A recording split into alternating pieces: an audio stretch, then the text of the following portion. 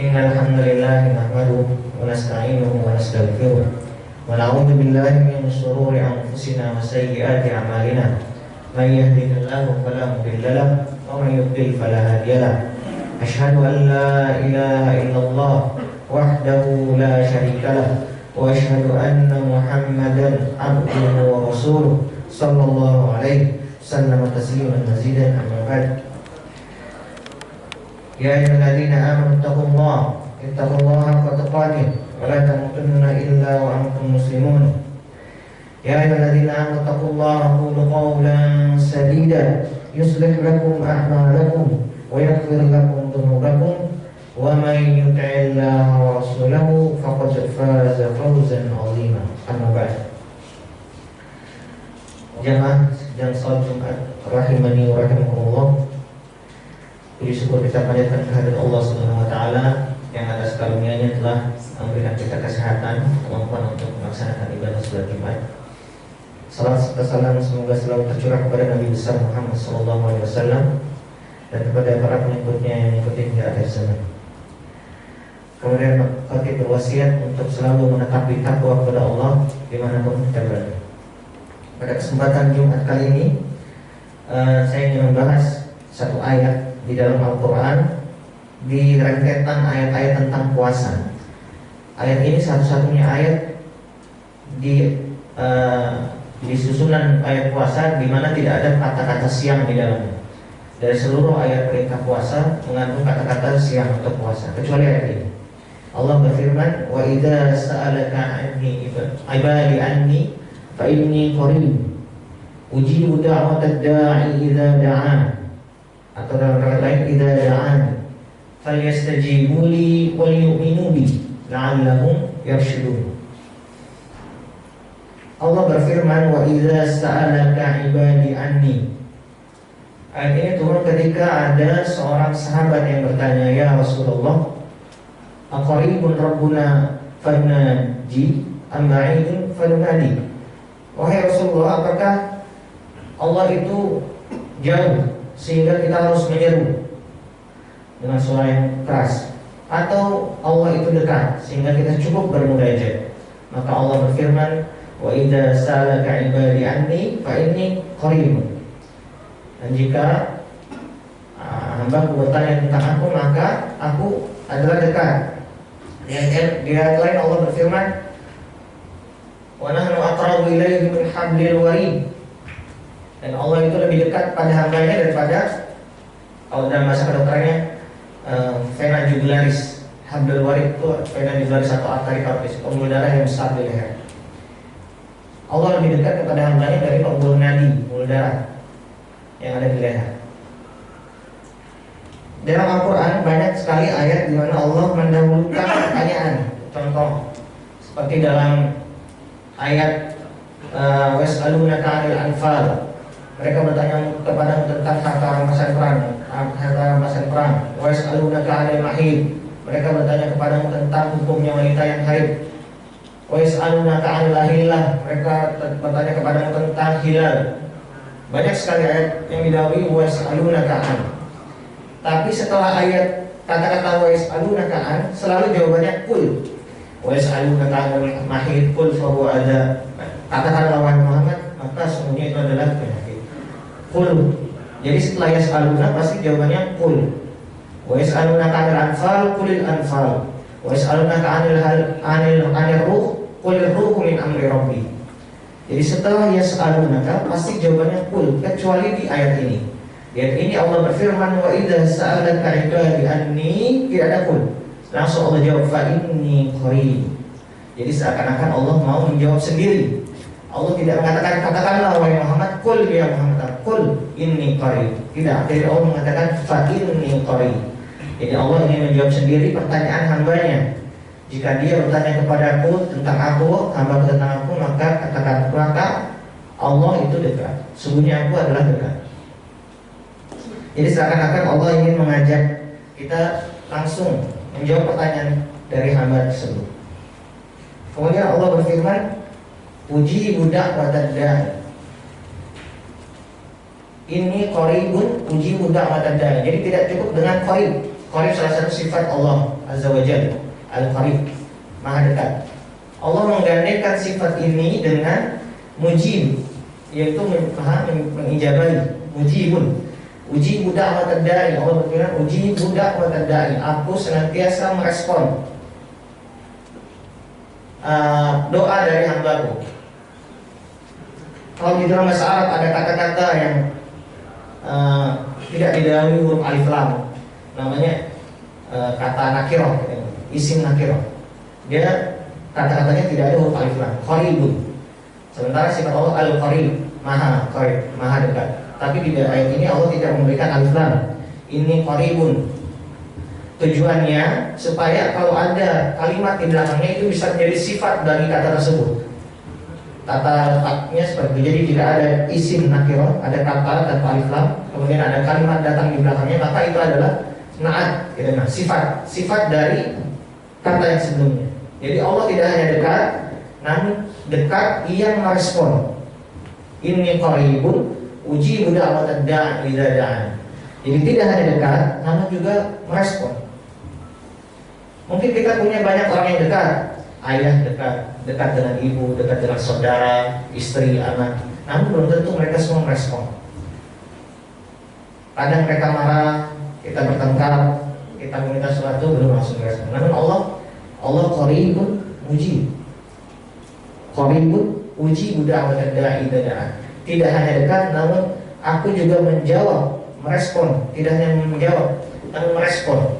Dalam bahasa Arab, Allah dalam Al-Quran Allah memakai dua kata untuk merespon. Bisa ujib, bisa astajib. Contohnya dalam ayat lain Allah berfirman, ud'uuni astajib lakum. Berdoa kepadaku maka aku akan jawab. Bedanya ujib dengan astajib. Kalau ujib dia lebih luas, respon. Kalau astajib mengabulkan, memenuhi atau mengabulkan. Kan kalau ujib merespon, cakupannya lebih luas. Dalam segi waktu ujib lebih cepat daripada astajib. Di akhir ayat ini juga nanti Allah akan memakai kata astajib. Fal yastajibuli. Allah akan berfirman seperti nanti kita bandingkan antara ujib dan astajib. Jadi Allah merespon kepada doa hambanya. Ujibu da'watad da'i. Dakwah itu adalah kata tunggal, isim mufrad. Jadi Allah merespon setiap hamba, doa hamba. Setiap every single prayer. Jadi setiap doa. Karena dakwah itu isim mufrad, kata tunggal. Doanya siapa yang direspon? Apakah orang yang harus rajin beribadah, apakah orang yang bertakwa? Tidak. Allah cuma mengatakan ad-da'i. Hanya orang yang berdoa. Cukup dia berdoa kepada Allah. Insya Allah Allah akan merespon. Ujibu da'watad da'i. Da'inya di sini pakai alif lam. Nah, pakai alif lam ini kalau dalam bahasa Arab dinamakan isim ma'rifat. Berarti Allah tahu keadaan hambanya. Allah tahu apa yang dia butuhkan. Allah tahu apa yang dia inginkan. Kadang kalau orang berdoa cuman ya cuma seperti itu aja, tapi Allah tahu dia maunya apa. Contoh doanya Zunnun, Nabi Zunnun atau Nabi Yunus. La ilaha illa anta subhanaka inni kuntu minadz dzalimin. Cuma itu doanya. Tapi Allah keluarkan dari perut ikan di dalam lautan. Doanya cuma la ilaha illa anta. Tidak ada permintaan. La ilaha illa anta subhanaka inni kuntu minadz dzalimin. Ujibu da'watad da'i idza da'an. Ujibu da'watad da'i idza da'an. Kalimat ini susunannya adalah syarat dan jawab. Dalam bahasa Arab ada syarat dan jawab. Biasanya syarat itu mendahului jawab. Jadi harusnya idza da'ani ujib. Seharusnya susunannya seperti itu. Jika hambaku berdoa maka aku akan kabulkan. Tapi Allah mendahulukan jawab daripada syarat. Ujibu da'watad da'i idza da'an. Dalam ilmu balaghah bahasa Arab, mendahulukan sesuatu yang seharusnya di belakang itu maknanya setidaknya ada dua. Satu, penekanan, taukid, atau kedua membatasi, al-hasr, mengkhususkan. Contoh, iyyaka na'budu wa iyyaka nasta'in. Iyyaka itu objek, Na'budu fi'il, apa kata kerja? Harusnya na'budu ka. Kami menyembahmu. Kami bermohon pertolongan kepadamu. Tapi Allah dahulukan objeknya. Iyyaka. Jadi terjemahannya hanya kepadamu. Dari mana kata hanya? Karena mendahulukan objek. Makanya ada terjemahannya hanya kepadamu kami menyembah, dan hanya kepadamu kami meminta pertolongan. Sama seperti ayat ini, uji budak watadai, ini bermakna penekanan. Maka Allah akan kabulkan permohonan itu hamba. Idza da'an, syaratnya hanya berdoa. Jika dia berdoa. Kemudian Allah memakai huruf syaratnya di sini idza. Di dalam Al-Quran ada dua paling sering. Yang satu idza, yang satu in. Contoh in. In ahsantum li anfusikum. Jika kalian berbuat baik, maka kamu berbuat baik untuk dirimu sendiri. Contoh lagi in. Ketika Nabi Musa bertemu Nabi Khidir, satajiduni insyaallah minas sabirin. Engkau akan mendapati wahai Khidir, insyaallah, jika Allah menghendaki, termasuk orang-orang yang sabar. Perbedaan antara idza dan in itu terletak dari terjadinya hal itu. Kalau idza itu pasti terjadi. Contoh, idza waqa'atil waqi'ah, jika hari kiamat terjadi. Penggunaan kata idza di dalam Al-Quran untuk menunjukkan yang pasti terjadi. Idza jaa nasrullahi wal fath, idza zulzilatil ardu zilzalaha. Tapi kalau in bisa jadi, bisa tidak, bisa juga tidak bisa terjadi. Insyaallah nasabiri, ternyata Nabi Musa tidak sabar kan? Tiga perihal ditanyakan, ternyata Nabi Musa tidak sabar di dalam tiga perihal. Ternyata insyaallah nasabirin tidak terjadi. In ahsantum ahsantum li anfusikum, bisa terjadi, bisa tidak. Kalau kalian berbuat baik, ya berbaik untuk diri kalian sendiri. Wa in asa'tum falaha, jika kalian berbuat jahat, maka kejahatan itu juga untuk kalian sendiri. Jadi Allah berfirman, uji da'watad da'i idza da'an. Allah memakai kata idza, yang artinya pasti akan direspon. Nah, sekarang dalam Islam doa itu menurut hadis Rasulullah SAW, Nabi Muhammad SAW, respon Allah 3. Yang pertama, Allah berikan apa yang diminta. Yang kedua, Allah hindarkan dari musibah atau mara bahaya yang semisal dengan doa yang dia minta. Kemudian yang ketiga adalah Allah mengakhirkan balasannya di hari kiamat. 3 respon Allah terhadap doa seorang hamba. Kemudian sahabat waktu mendengar hadis ini berkata, ya Rasulullah, falnuksir. Kalau begitu, yaudah kita banyakin aja doa, nggak ada ruginya. Dikabulkan atau dihindarkan dari mara bahaya atau jadi pahala, itu tinggal perbanyak aja. Falnuksir berdoa, kata sahabat. Kemudian Rasulullah menjawab, wallahu aktsar, maka Allah akan lebih banyak membalasan. Kita lanjut, uji da'watad da'i idza da'an. Kemudian setelah Allah mengatakan Allah akan memberi kepada hambaku jika hambaku itu meminta, maka Allah mengatakan falyastajibu li. Maka dari sekian banyak karunia yang Allah berikan, maka penuhilah aku, kata Allah, falyastajibu li. Apa yang dimaksud dari Allah ini? Dalam sebuah cerita pernah Rasulullah SAW memanggil seorang yang sedang sholat. Kemudian karena orang ini sholat, orang ini tidak selekas datang. Dipanggil lagi, belum datang. Dipanggil lagi, akhirnya baru datang. Kemudian tanya, kenapa kamu tidak langsung datang? Kemudian Rasulullah, saya sedang sholat. Kemudian Allah berfirman, istajibu wasari'u ila rasulillah ila Allah wa rasulihi idza da'akum lima yuhyikum.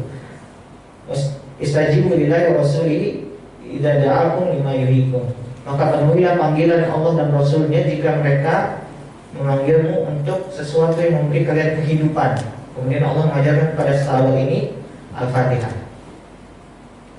Jadi falyastajibu li dalam tafsir banyak terjemahannya. Yang paling banyak dipakai adalah memenuhi perintah Allah.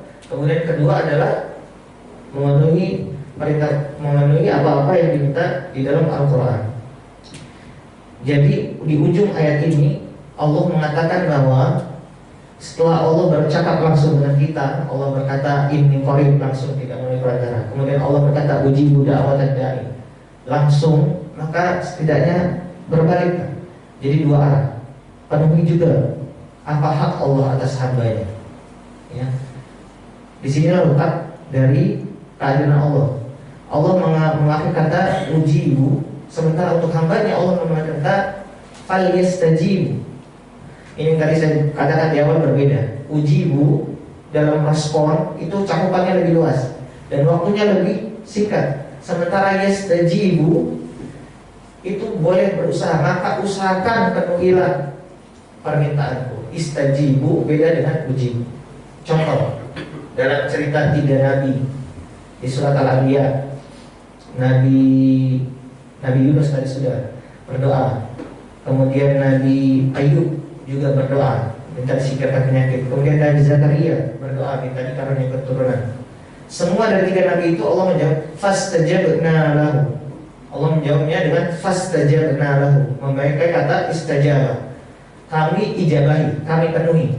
Kan tidak langsung. Nabi Zakaria berpuluh-puluh tahun, Nabi Yunus berhari-hari, Nabi Ayub ada yang mengatakan 3,5 tahun, ada yang mengatakan 7 tahun.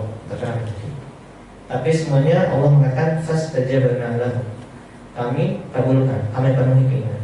Maka Allah meminta kita untuk falyastajibuli, maka penuhilah permintaanku, penuhilah perintahku, kata Allah. Berusahalah untuk memenuhi perintah. Sungguhnya amal-amal itu tergantung dengan niatnya. Wal yu'minu bi, kata Allah, dan hendaklah mereka beriman kepadaku. Jadi ini adalah salah satu kemungkinan untuk doa kita dikabulkan adalah kita yakin doa itu dikabulkan. Jadi doa itu bukan terakhir. Misalnya menghadapi kesulitan, kita minta tolong sama si A, si B, si C, terakhir udah nggak bisa semua, berdoa aja terakhir. Jadi di awal itu berdoa dulu, minta dulu sama yang punya dunia ini. Kenapa kita tidak yakin?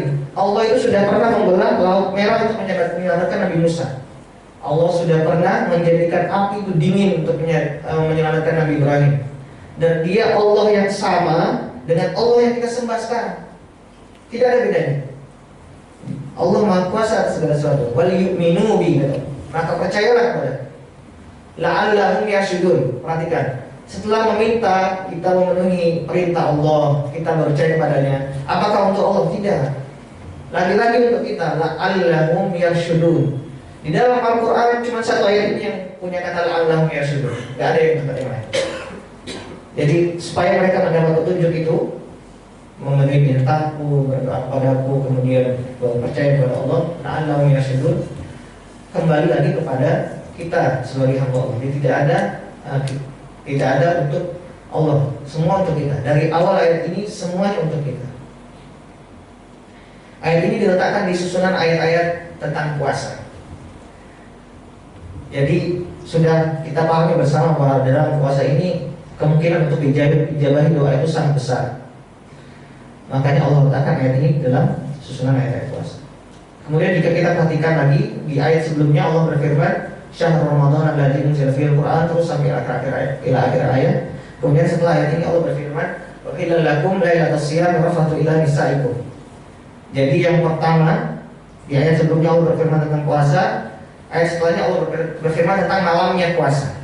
Jadi seakan-akan ayat ini berada di antara siang dan malamnya puasa, daerah berbuka. Jadi perbanyaklah berdoa di daerah berbuka. Pada saat mau berbuka, perbanyaklah berdoa. Bukan ngobrol, bukan nonton. Perbanyaklah berdoa saat akan berdoa. Insya Allah itu merupakan salah satu waktu yang diijabah oleh Allah. Barakallahu li wa lakum fil Qur'anil azim wa nafa'ani wa iyyakum bima fihi minal ayati wa dzikril hakim. Wa taqabbalallahu minna minkum tilawatahu innahu huwal ghafurur rahim.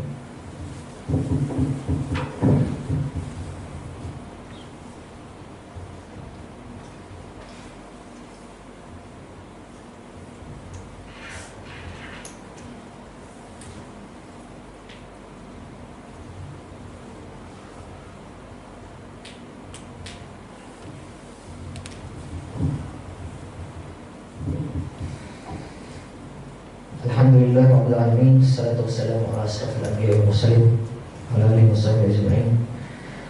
Amma ba'du, ya ayyuhalladzina amanu taqullaha haqqa tuqatih wa la tamutunna illa wa antum muslimun.